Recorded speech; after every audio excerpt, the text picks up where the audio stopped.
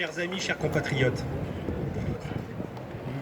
mon cher Daniel, Françoise n'est peut-être pas encore arrivée. En tout cas, je vous remercie de prendre la parole devant vous. C'est un honneur d'être devant vous tous aujourd'hui, devant les résistants au nouvel ordre sanitaire mondial.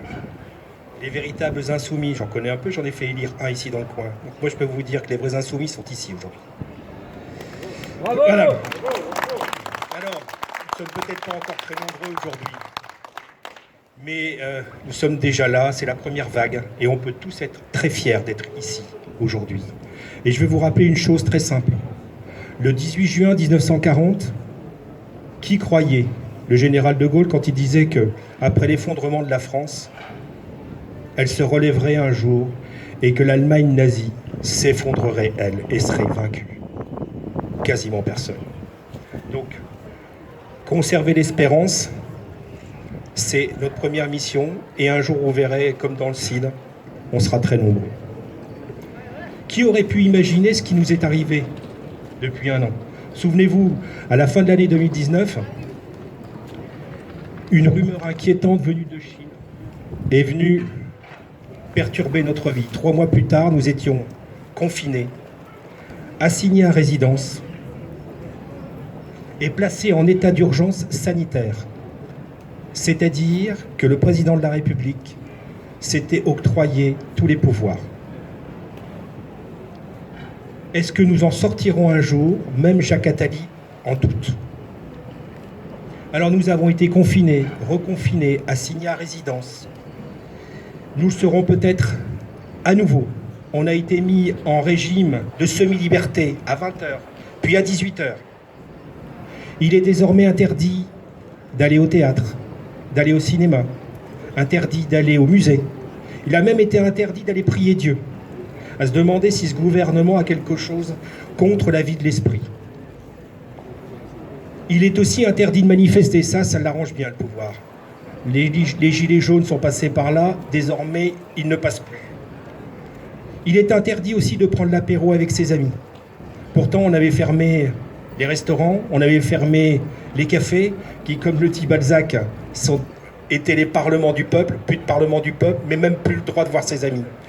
En vérité, il ne cherchait qu'une seule chose, c'est de nous séparer, c'est qu'on ne se voit plus, c'est qu'on ne puisse plus échanger entre nous. À cette liste non exhaustive d'interdits, mon ami Daniel en a parlé, le masque. Le masque a été imposé jusqu'aux enfants, je ne reviendrai pas sur ce qui a été dit, mais symboliquement, le masque signifie 2 choses. Premièrement, une muselière sur le visage et un bandeau sur la bouche. On vous interdit d'être quelqu'un. Vous n'avez plus d'identité, vous devenez rien, interchangeable. Vous n'avez plus de personnalité. C'est ça la symbolique du masque. Et c'est paradoxal parce que c'est en plein débat à l'Assemblée nationale sur justement le port obligatoire, le voile intégral, la discussion sur le voile intégral, que le masque a été imposé à tous les Français. Évidemment, personne n'aurait pu imaginer il y a un an ce qui nous est arrivé et de la situation dans laquelle nous nous trouvons, c'est-à-dire que l'État a totalement piétiné la plupart de la liberté publique. Qu'est-ce qui peut expliquer ce phénomène de sidération? Je pense la peur. Elle a été au commencement de la crise, je dirais presque normalement, le gouvernement dans l'impréparation, dans le manque de masques, le manque de lits, le manque de tout, a choisi de bloquer toute l'économie, tout le pays, tous les Français. Il n'avait pas d'autre solution. Et vu l'ampleur de cette décision à la fois brutale et radicale, l'économie française a perdu 10 points de PIB l'année dernière et la dette publique a augmenté de 20%. Ce qui est considérable, c'est que ça correspond, si vous voulez, à une guerre. Une vraie guerre cette fois-ci. Pas une guerre contre un virus qu'on ne voit pas, mais une guerre contre des ennemis réels. Chacun sent pourtant que depuis la rentrée du mois de septembre, la peur n'est plus ce qui motive le gouvernement, mais elle est devenue un instrument dans les mains du gouvernement pour imposer une stratégie. Alors quelles sont les raisons? Est-ce que c'est pour l'argent? Est-ce que c'est pour repousser les élections, les élections qui doivent arriver? Est-ce que c'est pour imposer le passeport vaccinal? Probablement. En tout cas, une chose est sûre. Daniel a parlé de l'Institut Pasteur, juste à côté. Ils demandent depuis des mois à avoir l'autorisation de mettre sur leur marché leurs molécules. Le gouvernement leur interdit. Par contre, Pfizer, lui, alors même qu'il n'a pas testé ses vaccins sur les personnes de plus de 75 ans, ce que reconnaît d'ailleurs toutes les autorités françaises en matière de santé, a reçu cette autorisation. Il y a donc des gens qui peuvent et d'autres qui ne peuvent pas. Tous les autres traitements alternatifs contre le Covid ont tous été rejetés systématiquement par le gouvernement. Je demande pourquoi. Il y a une question qui me chiffonne, et je voudrais que vous la posiez tous. Est-ce qu'une personne qui n'est pas vaccinée peut menacer une personne qui l'est? Alors, je sais bien, le problème me dépasse, mais en tout cas, il me tracasse. Je me suis un peu penché, je ne suis pas médecin, je me suis un peu penché sur ce qu'étaient les virus. Les virus, dans le corps humain, il y en a 1 million de milliards. Je répète, 1 million de milliards dans chaque corps humain. Virus. Il y en a 128 qui sont pathogènes et il y a à peu près 5000 espèces. Rien que dans les océans, il y a 200 000 espèces de virus. Les virus sont partout. Ils sont constitutifs de la vie. On ne peut pas faire sans. Probablement, s'ils disparaissaient, nous disparaîtrions. Donc, est-ce que l'on va vacciner, là, on a vacciné une fois, on va vacciner 2 fois. Bill Gates propose qu'on vaccine 3 fois cette année. Est-ce qu'on va vacciner 5 fois, 6 fois, à chaque fois qu'on aura un virus qui va passer dans le coin? Enfin, c'est une stratégie qui n'a pas de sens. Pourquoi on ne vaccinerait pas les chiens, les chats, puisqu'on vit avec? Ils ont des virus aussi. Ils vont être aussi soumis aux maladies. Pourquoi on les vaccine? Donc vous voyez bien, cette stratégie n'a pas de sens. Il faut un jour sortir de cette, je pense, de cette folie entretenue et revenir à quelque chose de plus sage, vivre avec le monde dans lequel nous nous trouvons, l'appréhender tel qu'elle est, soigner le corps, soigner l'esprit, tout ça va très bien ensemble et je pense qu'on s'en sortirait beaucoup mieux. Alors, j'ai parlé du passeport vaccinal. Le passeport vaccinal, je crois que c'est le premier étage de la fusée. Le passeport vaccinal va permettre à tous les gouvernements de tracer systématiquement chacun d'entre vous dans sa vie privée. Si vous voulez vous déplacer, vous serez tracé. Vous allez au restaurant, allez rencontrer des gens, vous serez tracé systématiquement. Donc, grâce à ça, on va pouvoir avoir un contrôle total. Et quand vous regardez le modèle qui sert justement à ce traçage, vous trouvez la Chine. La Chine qui s'est spécialisée avec son contrôle social, avec son crédit social, la 5G avec la reconnaissance faciale, fait qu'aujourd'hui les Chinois sont totalement contrôlés de A jusqu'à Z dans toute leur vie. Je crois qu'il y a une tentation aujourd'hui du pouvoir de faire ça, pour justement mettre les gens dans des cases, afin qu'ils ne bougent pas. Et là, vous avez probablement tous entendu parler de Klaus Schwab et du Grand Reset. Je pense qu'on devrait traduire la grande table rase. Klaus Schwab est un admirateur du modèle chinois, comme Raffarin d'ailleurs. Il le dit, il l'écrit, et il écrit très simplement que le modèle chinois est mieux adapté pour imposer le capitalisme vert. Alors, il explique qu'il faut faire disparaître la propriété privée, comme le socialisme rouge, mais comme c'est pour la défense, enfin contre la lutte pour le réchauffement climatique, là c'est bien. Donc le communisme, version Schwab, c'est bien parce que c'est pour sauver la planète. Et je pense que c'est là que se trouve, et c'est pour ça qu'on est réunis ici. La question de la liberté aujourd'hui ne s'est jamais posée aussi fondamentalement, parce que je pense qu'elle n'a jamais été aussi menacée qu'aujourd'hui depuis la fin de l'occupation nazie.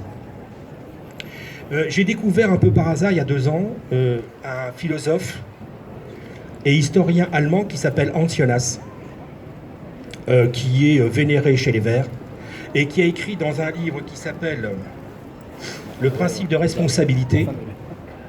Je vais vous lire la phrase, parce qu'elle vaut d'être écoutée et retenue.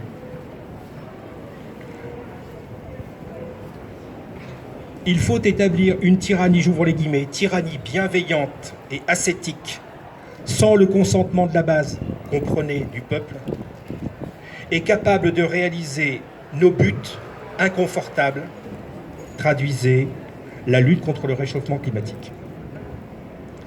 Qu'est-ce que ça veut dire? Ça veut dire que ces gens-là considèrent qu'aujourd'hui, le système démocratique et la liberté sont dépassés et ne sont plus du tout adéquats pour réaliser le Green Deal européen ou les accords de Paris de 2015. C'est partagé par une grande partie de l'élite. Je vais vous donner un autre exemple, un économiste américain qui s'appelle, d'origine turque, mais qui s'appelle Dali Rodrik. Et lui, il a démontré en 2011 dans un livre qui s'appelle The Globalization Paradox que la démocratie couplée de l'État-nation n'était pas et plus compatible avec la mondialisation. Donc aujourd'hui, on assiste à l'alliance, qui peut sembler choquante, des élites mondialisées et des prétendus défenseurs de la planète. Elle a lieu ici d'ailleurs, dans toutes les grandes métropoles de France. On l'a tous vu lors des dernières élections municipales. Ils ont tous deux un ennemi commun, la démocratie, qui pourrait remettre en cause leur but, et par conséquent la liberté, qu'il en est à la fois la fin et le moyen. Je remercie Florian, qui n'est pas là, mais qui est l'inspirateur de cette réunion, parce qu'il a le courage, et ils sont très rares, il a le courage de mener ce combat fondamental, parce que, comme je vous l'ai dit, jamais menace aussi grave sur nos libertés n'a pesé depuis l'occupation allemande. L'état d'urgence a été, je vous le rappelle, voté encore récemment par tous les députés. Tous les députés. Pas un n'a voté contre. Pas un n'a voté contre. Cet état d'urgence donne en vérité tous les pouvoirs au président de la République, puisqu'il n'y a plus de contre-pouvoir. Et donc ces pouvoirs sont quasi limités, il peut faire ce qu'il veut. De l'échéancier électoral, de votre vie, est-ce qu'il va être reconfiné, pas reconfiné, ceci et cela, il peut faire ce qu'il veut, les tribunaux attendent que la fin d'urgence se termine pour pouvoir sanctionner ou non ce que fera l'État. Une nouvelle religion fondée sur 4 dogmes est née sous nos yeux en quelques années. Les 4 dogmes, les voici. Le communautarisme, la culpabilité intrinsèque de l'homme blanc, la lutte contre le réchauffement climatique et le monde sans frontières. Ces 4 dogmes font régner sur toute la pensée, dans les médias, dans le monde politique, jusque dans l'université, une tyrannie. Même la justice s'est mise à juger de ce qui est dissible et indicible. Et nous en avons un exemple très clair. Génération identitaire vient d'être désignée par le ministère de l'Intérieur et des Cultes à la vindicte élitaire pour avoir remis en cause le dogme d'un monde sans frontières. Hier, ceux qui défendaient les frontières étaient des héros. Aujourd'hui, ce sont des criminels. Ces nouveaux inquisiteurs viennent de rétablir le crime de pensée. Peut-être pensez-vous que ça ne vous concerne pas aujourd'hui, parce que les identitaires, ce sont des jeunes qui propagent la haine, comme dirait la doxa officielle, et donc ne sont pas défendables. Là, je voudrais vous rappeler ce qu'a dit un jour un pasteur allemand, que peut-être vous connaissez. Je vais vous citer. Il s'appelait Niemöller. Quand les nazis sont venus chercher les communistes, je n'ai rien dit, j'étais pas communiste. Quand ils ont enfermé les sociodémocrates, je n'ai rien dit, je n'étais pas sociodémocrate. Quand ils sont venus chercher les syndicalistes, je n'ai rien dit, j'étais pas syndicaliste. Quand ils sont venus me chercher, il ne restait plus personne pour protester. La prochaine victime, chacun le sait, c'est chacun d'entre eux. Alors je terminerai par une parabole animalière, chère à Jean de La Fontaine, le Picard Jean de La Fontaine, dont nous fêtons cette année le 400e anniversaire de la naissance. Dans l'océan, quand une sardine rencontre un requin, elle a objectivement aucune chance de survie. Aussi, la nature, bien faite, lui a donné un instinct. C'est l'instinct du banc, d'appartenir à un groupe. Et quand le prédateur arrive devant le banc de sardines, le banc se contracte et forme une boule vivante, quasiment impénétrable. Et le prédateur s'en va. Alors ce que l'homme n'a malheureusement en tant qu'animal n'a pas d'instinct ou quasiment pas, mais la providence, la nature lui a donné des traditions et lui a donné la raison. Ce que la sardine sait faire par instinct, l'homme peut le faire. Et l'a fait. Les Français, à chaque fois qu'ils ont été menacés dans leur histoire, l'ont fait. Ils se sont rassemblés. Ils se sont épaulés. Et ils ont fait front. C'est la grande leçon des Spartiates à Thermopyle. Si vous savez, les jeunesses identitaires, les générations identitaires, portent le lambda comme symbole qui se trouvait sur les boucliers des Spartiates. Il faut que nous retrouvions ce sentiment d'appartenir par-delà les partis. Vous êtes le salut. Ça ne viendra pas des gens d'au-dessus. Ils ne s'intéressent plus à vous. Ça viendra de vous. Parce que vous allez créer ce monde de demain en vous aidant mutuellement et en formant cette légion qui va pouvoir mettre à bas les requins qui veulent tous nous manger. C'est ça que je voulais dire. Donc, faites front, s'il vous plaît. Je pense que Marine n'avait pas compris ce truc-là. Elle a changé de nom. Rassemblement national, elle ne rassemble plus personne. Le Front National, c'était la France qui fait front. Et c'est aujourd'hui qu'on doit le faire. On la fera sans eux, on la fera sans elle, mais on va le faire. Et on va réussir à gagner. Alors, je vous dis mes amis, l'espérance, combattez, réunissez-vous. Ne vous laissez pas intimider par la doxa universelle. Et puis, je voudrais vous rappeler une chose. N'est véritablement vivant que celui qui est prêt à perdre sa vie pour rester libre. Alors que vive la France libre. Je vous remercie.